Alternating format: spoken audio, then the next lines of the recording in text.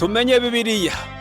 Iki ni ikiganiro utegurirwa na Dr. Verenano Makigi ukakigezwaho na Trans World Radio. Soma kandi wige Bibiliya usobanukirwe ijambo ry'Imana.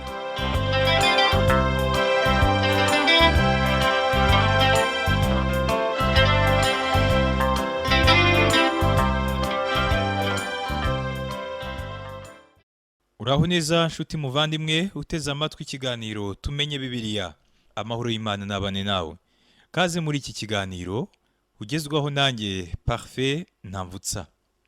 Ubushize twari twakomeje kwibanda ku bibazo by'umuhanuzi Habakuki, aho yibazaga ngo kuki Imana yicecekera ku bibi bikorwa mu isi. Nshuti yanjye, twabonye ko Imana ibyemera kuko yihangana birenze urugero. Imana ntiyifuza ko hari uwarimbuka, ari nayo mpamvu yatanze umwana wayo ku musaraba kugira ngo hatagira urimbuka. Ibi yabikoze ku kuza kwa mbere kwa Kristo. Ikibazo cya kabiri cya Habakuki naho yibajije ngo kuki Imana idahana abagome. Igisubizo cy'Imana kikaba ari uko Imana izagisubiza ku kuza kwa Kristo kwa kabiri, kuko ari cyo gihe izahana abanyabyaha. Icyo tugomba gukora muri iki gihe ni ugutegereza ibisubizo by'Imana mu gihe cyabyo. Kristo yaje bwa mbere kwambara ikamba ry'amahwa no gupfira ku musaraba. Ku nshuro ya kabiri azaza yambaye ikamba ry'icyubahiro, kandi azaba afite inkoni azaragiza amahanga. Uyu munsi rero tugiye kwibanda ku butwari bw'umuhanuzi Habakuki bwari bushingiye ku kwizera gukomeye yari afite. Reka mbere yuko dutangira inyigisho y'uyu munsi tubanze dufate akaruhuko, hanyuma ngaruke mu kanya twiganirire. Imana iguhe umugisha kugeza aho utangara.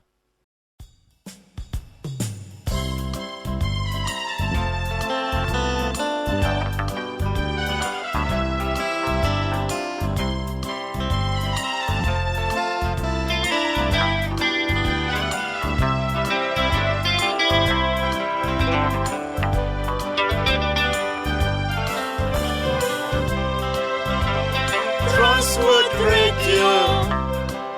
Oh, Transworld Radio. Transworld Radio. Transworld Radio. Sambirana, Sambirana, Sambirana, Usemera. Sambirana, Sambirana, Sambirana, Usemera. Imana ihabwa icyubahiro. Urakoze kuguma hafi y'inyakiramajwi yawe wiyumvira ikiganiro tumenye Bibiliya. Uyu munsi tugeze ku murongo w'ingenzi mu byanditswe byera, akaba ari n'urufunguzo ku gitabo cya Habakuki. N'urufunguzo kandi ku nzandiko 3 z'amahame y'ingenzi yo mu isezerano rishya. N'umurongo wifashishijwe mu Baroma igice cya mbere ku murongo wa 17, mu Bagalatiya ibice 3 ku murongo wa 11, no mu Baheburayo igice cya 10 ku murongo wa 38. Reka dusome mu gitabo cy'umuhanuzi Habakuki igice cya 2 ku murongo wa 4. Haravuga ngo, dore umutima we wishyize hejuru ntumutunganyemo, ariko umukiranutsi azabeshwaho no kwizera kwe. Ngo umukiranutsi azabeshwaho no kwizera kwe. Hariho uburyo bwinshi abantu bagiye bagerageza guca ku ruhande uyu murongo mwiza cyane utangaje.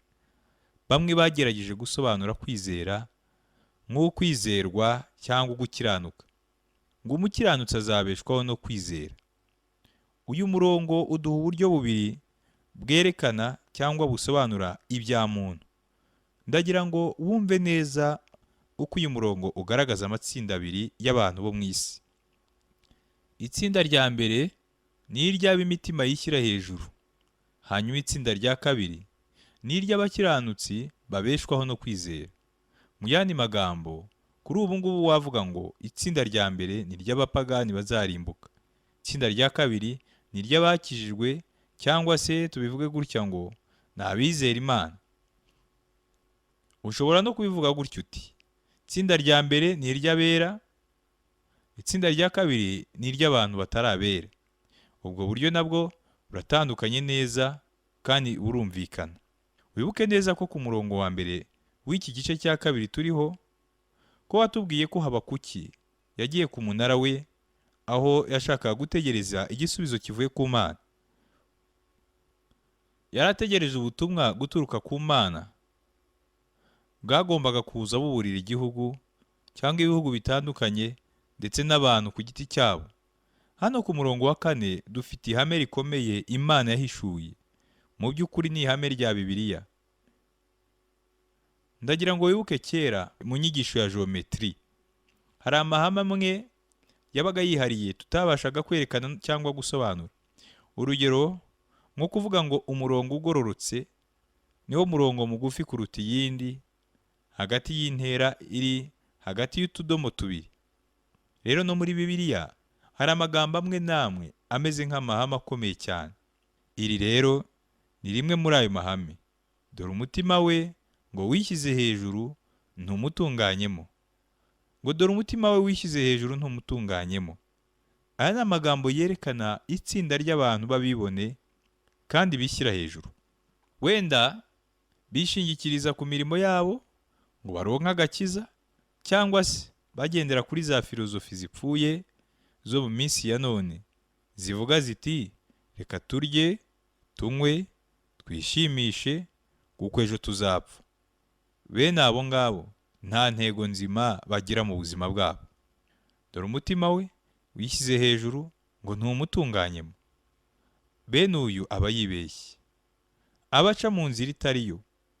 Bibiliya iravuga ngo hariho inzira itunganiye umuntu, ariko iherezo ryayo ni inzira z'urupfu. Aya magambo yanditse mu Migani ibice 14 ku murongo wa 12. Birazwi neza ko hari abantu benshi muri ubu buzima bamaze kuyoba inzira, babirasi, bishyira hejuru, babibone mu buryo bwinshi butandukanye. Bakomeza urugendo mu buyobe, bakagenda buhoro buhoro, bagana Gehinomu.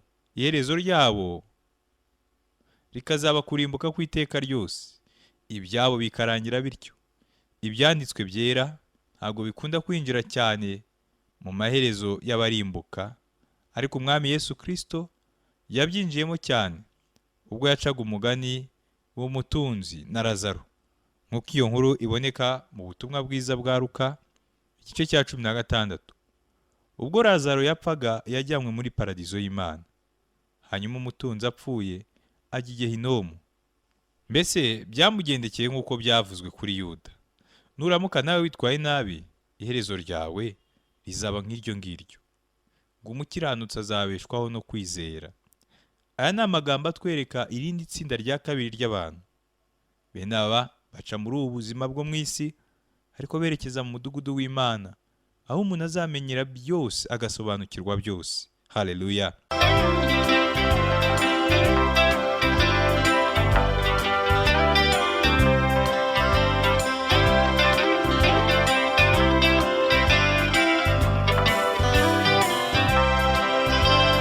Samirana, usemerera, wamamaza inkuru nziza. Samirana, usemerera, wamamaza inkuru nziza. Inkuru nziza ni agakiza kabonekwa muri Yesu Kristo. Inkuru nziza ni agakiza kabonekwa muri Yesu Kristo. Samirana, Samirana, Samirana, usemerera.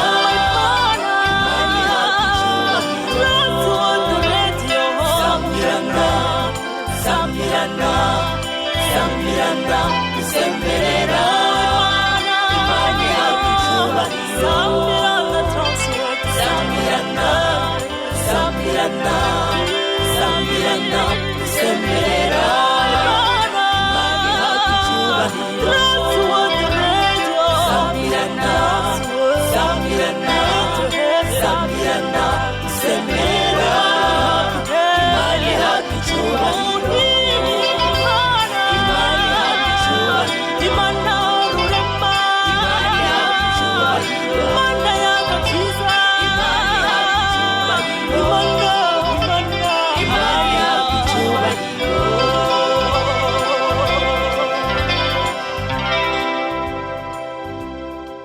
rwandiko rwa mbere Pawulo yandikiye Abakorino ibice 13 ku murongo wa 12, Bibiliya iravuga ngo, icyakora none turebera mu ndorerwamo ibirorirori, ariko icyo gihe tuzarebana duhanganye ku maso. None menye ko icyo ari cyo gihe nzamenya nk'uko ndamenywe rwose. Igihe kiri hagati y'agakiza no kugera mu bwami bw'ijuru, abakijwe bagendera mu buzima bwo kwizera, bakabeshwaho nako.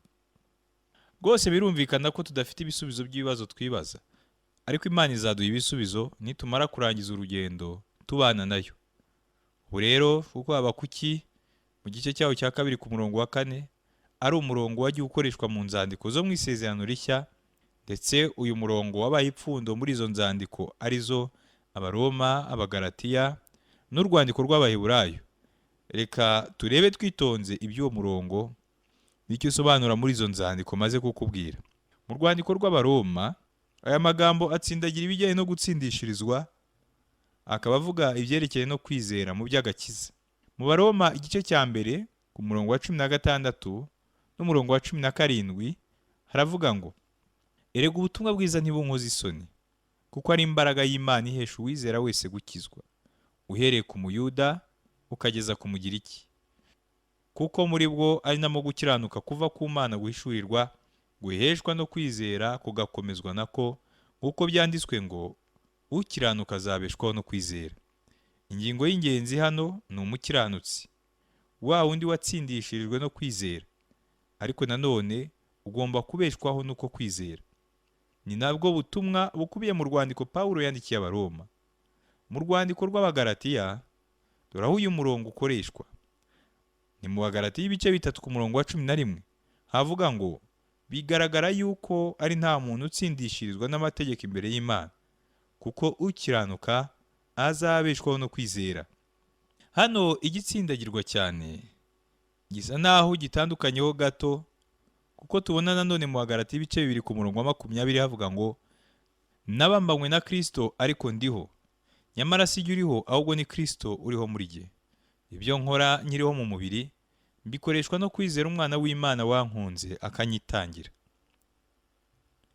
Mu gihe mu Baroma hatsindagirwa ijambo ryo gutsindishirizwa no kwizera, mu Bagalatiya ho ntihatsindagirwa ibyo kwizera gukiza, ahubwo hatsindagirwa ibyo kwizera umuntu agenderamo muri ubu buzima.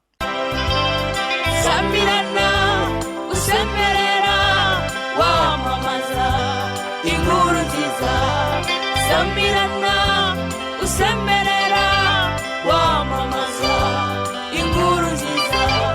Inkuru nziza ni agakiza kabonekwa muri Yesu Kristo.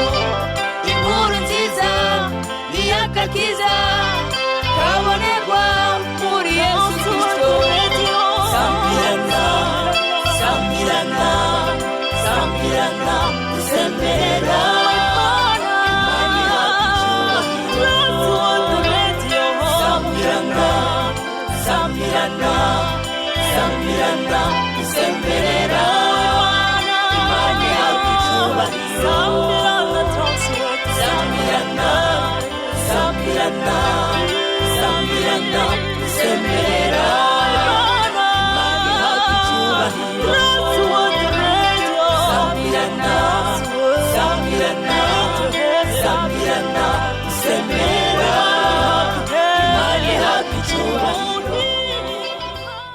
Mu rwandiko rwandikiwe Abaheburayo, aya magambo yo muri Habakuki ibice 2 ku murongo wa 4 akoreshwa mu gice cya 8 ku murongo wa 38. Mu Baheburayo igice cya 10 ku murongo wa 38 haravuga ngo, ariko umukiranutsi wanjye azabeshwaho no kwizera, nyamara nasubira inyuma umutima wanjye ntuzamwishimira. Hano igitsindagirwa cyane ni ijambo ryo kubaho, aho batwereka ko umukiranutsi azabeshwaho no kwizera. Mu gice cya 11 gikurikira ahangaha havugwamo abakiranutsi n'abakiranutsikazi babayeho ubuzima bwo kwizera. Urumva ko igitsindagirwa cyane hano ari ukuba muri ubwo buzima bwo kwizera. Ubwo Habakuki yatekerezaga ku gihe kizaza, yabajije Imana ati, kuki Imana? Rero reka duhere ku mateka tumenye igisubizo Imana yahaye Habakuki. Imana yemeye ko ubwoko bwayo bujyanwa mu nyage kuko yashakaga kubahanira ibyaha byabo. Aha rero turumva neza umugambi w'Imana. Ibi byatumye Imana yohereza umucunguzi mu isi ku mwuzuro w'ibihe. Nanone kandi ni byiza kugaruka ku nyigisho Pawulo yatangiye muri Antiyokiya y'i Pisidiya. Mu byakozwe n'intumwa ibice 13 uhereye ku murongo wa 37 ukagera ku wa 41 haratubwira ngo: ariko Imana yamuzuye ntarakabura, nuko bagabo bene data mumenye ko ari muri uwo tubabwira kubabarirwa ibyaha, kandi uwizera wese atsindishirizwa nawe mu bintu byose, ibyo amategeko ya Mose atabashaga kubatsindishiriza. Nuko mwirinde kugira ngo ibyavuzwe n'abahanuzi bitabasohoraho ngo: dore mwabanyagasuzuguro mwe, mutangare murimbuke, kuko nkora umurimo mu gihe cyanyu, uwo mutazemera naho umuntu yawubasobanurira. Pawulo yaberekaga inzira imwe igana ku Mana, ariyo kwizera ubutumwa.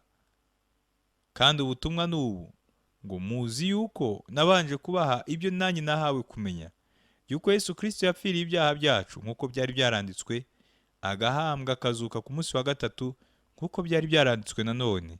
Aya magambo yanditse mu rwandiko rwa mbere rw'Abakorinto ibice 15 uhereye ku murongo wa 3 ukagera ku murongo wa 4. None ubwo icyo tugomba gukora ni iki? Tugomba kwakira Kristo nk'umucunguzi wacu. Tugomba kumwizera tukagendera mu kwizera, tutishingikirije ku mategeko. Bijya bintangaza cyane kubona hari amatorero ya Gikristo amwe namwe yikoreza abayoboke bayo kugendera ku mategeko cyangwa gukurikiza amategeko 10 n'andi mategeko mato mato bagiye bakurikiza, ariko ayo mabwiriza n'imigenzo agenga imiryango yabo, haba ku bagabo no ku bagore ndetse n'abana, ntihagire n'umwe ubasha kuyakurikiza. Inshuti yanjye, niba warakijijwe kubwo kwizera muri Kristo Yesu, umukunde. Kumukunda bizarangiza ibibazo byawe byose. Kumukunda bizagushoboza kugenda urugendo rwo mu mwuka, kandi uzagendana umunezero mu mutima wawe. Uzaba umugabo mwiza cyane, cyangwa umugore mwiza cyane, cyangwa umwana mwiza mu rugo rwa data. Uzaba umukozi mwiza umwizerwa, cyangwa ube umukoresha mwiza. Aho uzaba uri hose, uzaba umuntu mwiza rwose nugendera mu kwizera, kandi umunsi umwe uzegerana n'Imana kandi ubane nayo iteka ryose. Sambirana, usemerera, wamamaza inkuru nziza. Sambirana, usemerera, wamamaza inkuru nziza. Inkuru nziza ni agakiza kabonekwa muri Yesu Kristo. Inkuru nziza ni agakiza kabonekwa muri Yesu Kristo. Sambirana, sambirana, sambirana, usemerera,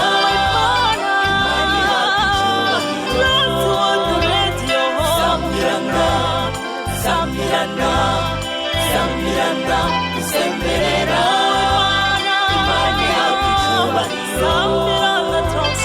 Sambirana, sambirana, sambirana, usemerera, imani yawe icyubahiro.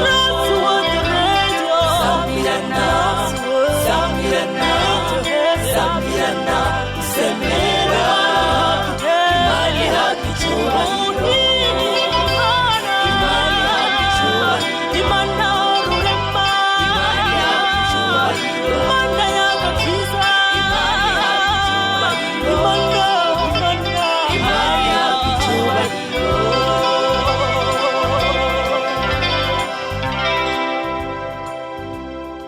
Habakuki yari umuntu wizera, yaravuze ngo nzahagarara ku munara wanjye aho ndindira, nizeye ufite igisubizo. Urabyumva neza?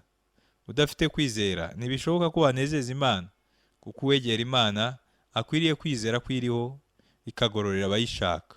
Ayo magambo yanditse mu Baheburayo igice cya 11 ku murongo wa 6. Ngo kandi umukiranutsi azabeshwaho no kwizera. Nshuti yanjye, uyu munsi Imana iragusaba kuyisanga, kandi uburyo bwonyine bushoboka bwo kuyisanga ni ukuyizera. Iyo nzira izakugeza ku kubaho kw'iteka ryose, atari ukubw'imbaraga zawe bwite, ahubwo ari ukubw'imbaraga n'ubushobozi by'Uwiteka. Kadusubiremo ko Habakuki ibice 2 ku murongo wa 4 haduha inzira ebyiri zifunguriwe abantu. Umwami Yesu Kristo yarabivuze aho yagize ati, munyure mu irembo rifunganye, kuko irembo ari rigari n'inzira ijyana abantu kurimbuka ari nini, kandi abayinyuramo ni benshi. Ariko irembo rifunganye n'inzira ijya mu bugingo iraruhije, kandi abayinyuramo ni bake. Aya magambo Yesu yavuze tuyasanga muri Matayo ibice 7 uhereye ku murongo wa 13 ukagera ku wa 14. Inzira ijyana mu irimbukiro ni ngari kuva aho itangiriye, kuva ku mwinjiro wayo, kandi abayinyuramo bose basoreza mu irimbukiro. Iryo ni ryo herezo ry'abanyabyaha batizera. Inzira ifunganye ni inzira iganisha mu bugingo. Yesu Kristo yaravuze ngo, nige nzira, ukuri n'ubugingo, nta ujya kwa Data ntamujyanye. Aya magambo yanditse muri Yohana ibice 14 ku murongo wa 6. Kunyura muri iyo nzira biraruhisha, ariko niyo nzira y'ukuri. Yesu ntiyirirwa atwereka inzira, ahubwo we ubwe ni inzira. Bibiliya iravuga ngo ufite uwo mwana niwe ufite ubugingo buhoraho, naho udafite uwo mwana nta bugingo afite. Amagambo yanditse mu rwandiko rwa mbere rwa Yohana ibice 5 ku murongo wa 12. Ni ukuvuga ngo ufite Kristo cyangwa ntumufite, uramwizera cyangwa ntumwizera. Agakiza kawe ntaho gahuriye no kujya mu birori runaka, cyangwa kujya mu biterane runaka, cyangwa mu mihango runaka. Ahubwo agakiza kawe gaterwa n'uko ufitanye ubumwe cyangwa ubusabane na Yesu Kristo. Niyo mpamvu ari irembo rifunganye. Imana yahaye abo mu isi iyo nzira imwe gusa yo gukirizwamo. Ubwo rero nahawe na Kristo wapfiriye ku musaraba, agahambwa, ku munsi wa 3 akazuka. Niyo mpamvu Yesu yavuze ngo, ariko irembo rifunganye n'inzira ijya mu bugingo iraruhisha, kandi abayinyuramo ni bake. Aya magambo yanditse muri Matayo ibice 7 ku murongo wa 14. Yesu niwe nzira, kandi ni inzira ifunganye, kandi uyinjiramo ifunganye ikagenda ikwagukira. Bitandukanye na ya nzira yagutse igenda ifungana. Yesu yaravuze ngo, ariko jyeweho nazanywe no kugira ngo zibone ubugingo ndetse bwinshi.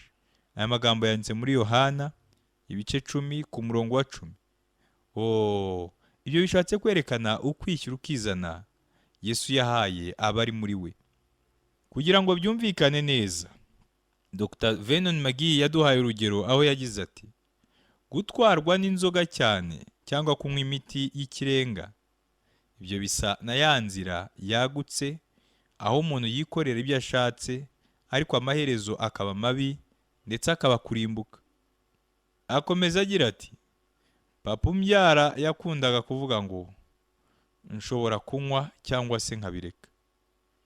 Yapfuye mfite imyaka 14, ari umunywi wo mu rwego rwo hejuru, ariko ntabwo yari yarakoronijwe n'inzoga. Nge nkibaza impamvu atazirekaga. Yashoboraga kumbwira ngo, muhungu wanjye, nshobora kuyireka igihe nzashakira. Ariko uzi ikibazo yari afite? Ntabwo yashakaga kuzireka. None se ugira ngo yararamye? Nizera ko yari kuzireka iyo yisanga mu gikombe kibi kimusaba ikintu kimwe gusa, ari cyo kuzajya anywa ikindi kinyobwa kitari inzoga. Rero umukristo unyura mu irembo rifunganye kubwo kwizera Kristo nk'umucunguzi we, ntabwo akomeza yumva ajya mu mfunganwa, ahubwo agenda yaguka. Kristo niwe kubaho k'umukristo bene ubu. Nshuti yanjye, niba ushaka kubaho, ngwino kwa Kristo.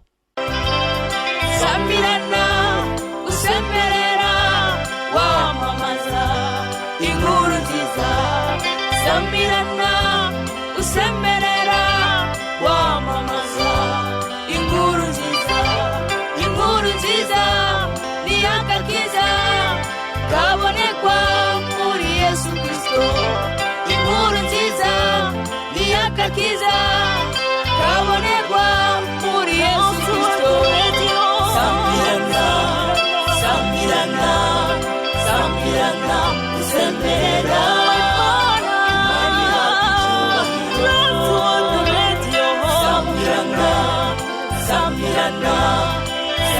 sambirana usemberera Imana ihabwa icyubahiro sambirana transworld sambirana sambirana sambirana usemberera Imana ihabwa icyubahiro sambirana sambirana sambirana usemberera Imana ihabwa icyubahiro Imana rurema Imana y'agakiza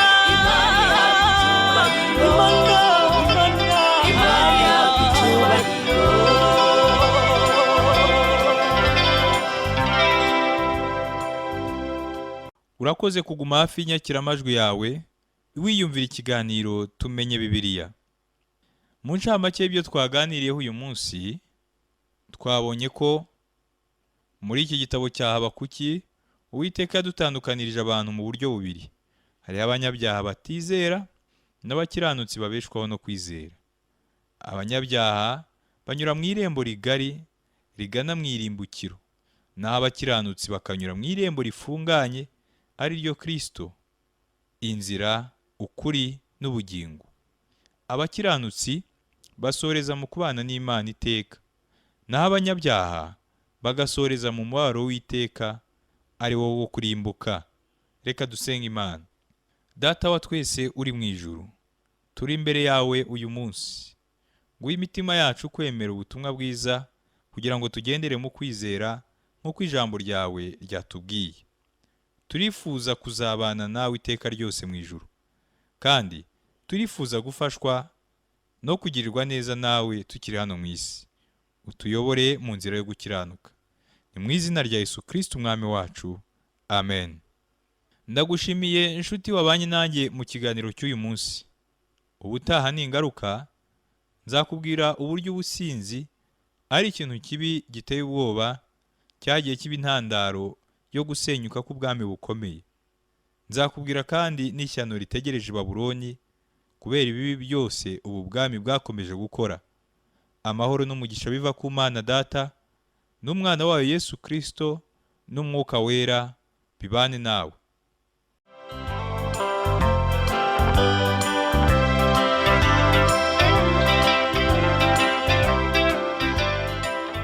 Icyo cyari ikiganiro tumenye Bibiliya. Nimba wifuza kugira ikibazo, kudutera inkunga cyangwa kuduha ubuhamya, ushobora guhamagara cyangwa kohereza ubutumwa bugufiya kuri telefoni igendanwa. Inomero ni 07 81 27 90 18. Ushobora kandi kutwandikira kuri page yacu ya Facebook yitwa Tumenye Bibiliya, cyangwa kuri WhatsApp. Inomero ni 07 81 27 90 18, cyangwa kuri email yitwa umucyofm@yahoo.fr. Iki kiganiro kandi ushobora kutumva ku rubuga rwacu rwa interineti ari rwo wa#tab.tawr.org. Kanda handitse ijambo ry'icyongereza rivuga ngo languages, maze uhitemo ururimi rw'Ikinyarwanda.